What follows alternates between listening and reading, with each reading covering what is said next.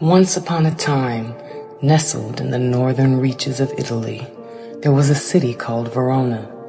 Surrounded by the rolling hills and kissed by the waters of the Adaghi River, Verona was a place of beauty and intrigue, where the echoes of history could be heard in every stone and whispered through the narrow, winding streets. Verona's story began in the days of ancient Rome. In 89 BCE, the Romans, recognizing the city's strategic location, founded it as a colony. Verona quickly flourished, becoming a bustling hub of trade and culture. The Romans, ever the architects, built grand structures, the most magnificent of which was the Arena di Verona, a massive amphitheater that could hold 30,000 spectators. The arena became the heart of the city, where the people of Verona would gather to watch gladiators clash in fierce combat and to celebrate the victories of Rome. As the centuries passed, the Roman Empire began to crumble, and with its fall, Verona found itself at the mercy of invaders. The city was claimed by the Ostrogoths, then the Lombards, and finally the Franks. Verona struggled through these dark times, its people yearning for stability. In the 12th century, the city achieved a measure of independence, becoming a self-governing commune. But this newfound freedom came with a price. Verona was soon embroiled in conflicts with neighboring cities as rival factions vied for control. The city's streets, once filled with the sounds of commerce and celebration, echoed with the clashes of swords and the cries of battle.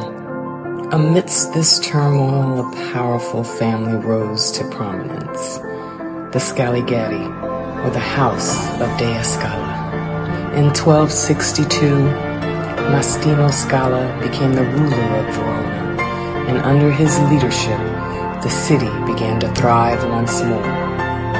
The greatest of the Scaligeri rulers was Congrande I, a man of both military prowess and cultural vision. Congrande expanded Verona's territories through conquest, making the city one of the most powerful in northern Italy. But Congrande was not just a warrior, he was also a patron of the arts. It was during his reign that the exiled poet Dante Alighieri found refuge in Verona. Dante, grateful for Congrande's hospitality, immortalized him in the Divine Comedy, ensuring that the name of Verona would be remembered through the ages. As time wore on, Verona's fortunes began to change. In the early 15th century, the city came under the rule of the Venetian Republic. Though some feared that Verona would lose its independence, Venetians brought peace and prosperity. They expanded the city's fortifications, constructed beautiful Renaissance buildings, and integrated Verona into their vast trading network. For nearly 4 centuries, Verona flourished under Venetian rule, becoming a jewel in the crown of the Republic. But all things must pass, and in the late 18th century, the winds of change blew across Europe. Napoleon Bonaparte, the ambitious French general, swept through Italy, ending Venetian rule in Verona. The city was tossed between various foreign powers, including the Austrians, until finally, in 1866, Verona was united with the Kingdom of Italy. The city entered the modern era with a sense of hope and renewal. Though it had endured centuries of conflict and change, Verona remained a place of beauty and history, where the past was always present. Verona's story, however, would not be complete without mention of its most famous tale, the tragic love story of Romeo and Juliet.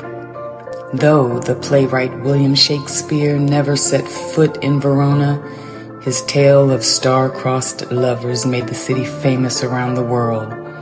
The people of Verona embraced the story, and visitors from distant lands came to see the legendary balcony where Juliet supposedly stood, gazing longingly into the night. Yet even as Verona celebrated love, it could not escape the ravages of war. During World War II, the city was heavily bombed, and many of its ancient buildings were destroyed. But the spirit of Verona was resilient. After the war, the city was rebuilt and its people worked tirelessly to restore the beauty of their beloved home. Today, Verona stands as a testament to the resilience and endurance of its people. The ancient arena still hosts grand performances. The medieval streets buzz with life, and the legacy of the Scaligeri, the Venetians, and even Romeo and Juliet lives on. Verona is more than just a city.